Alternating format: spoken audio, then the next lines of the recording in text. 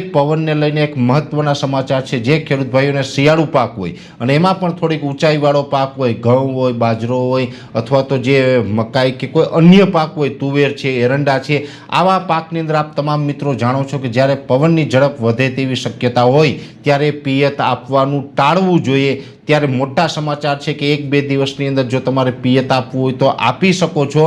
9 તારીખથી 9 જાન્યુઆરી 2026થી પવનની ઝડપમાં વધારો થઈ શકે છે।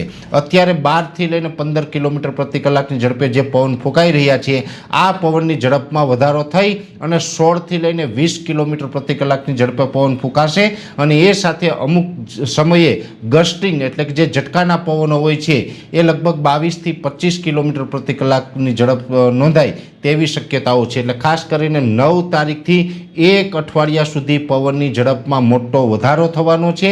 આ વધારો એવો હશે કે પવનની ઝડપ જ્યારે વધી જાય એટલે 9 તારીખથી લઈને 15 તારીખ વચ્ચે જો કોઈ પણ પાકને, ઊંચાઈવાળા પાકને પિયત આપવામાં આવશે તો પાક ઢળી પડે ને પાકમાં નુકસાની જઈ શકે છે। એટલે ખાસ જેને પિયત આપવાનું હોય એ અત્યારે આપણે 1-2 દિવસની અંદર આપી દેવું, નહીંતર 9 તારીખથી પવનની ઝડપમાં વધારો થશે। એટલે પવનની એક આ ખાસ મોટી અપડેટ છે જેની દરેક મિત્રોએ નોંધ લેવાની છે।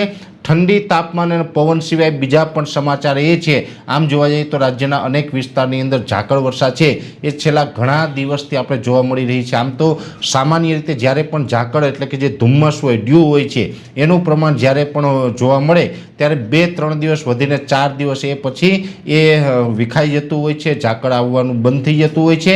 પણ આ રાઉન્ડ છે એ લાંબો ચાલી શકે છે। અત્યારે પણ ઘણા વિસ્તારની અંદર વહેલી સવારે જે ઝાકળ જોવા મળી રહ્યો છે એ આવનારા દિવસમાં યથાવત રહેશે। ચોક્કસથી વાત છે, અમુક વિસ્તારની અંદર ઝાકળના પ્રમાણમાં વધારો અથવા તો ઘટાડો થઈ શકે છે, પણ છૂટાછવાયા સીમિત વિસ્તારોની અંદર ઝાકળનું પ્રમાણ છે એ યથાવત રહેશે। હમણાં ઝાકળમાંથી રાહત નહીં મળે જેની દરેક મિત્રોએ નોંધ લેવાની છે।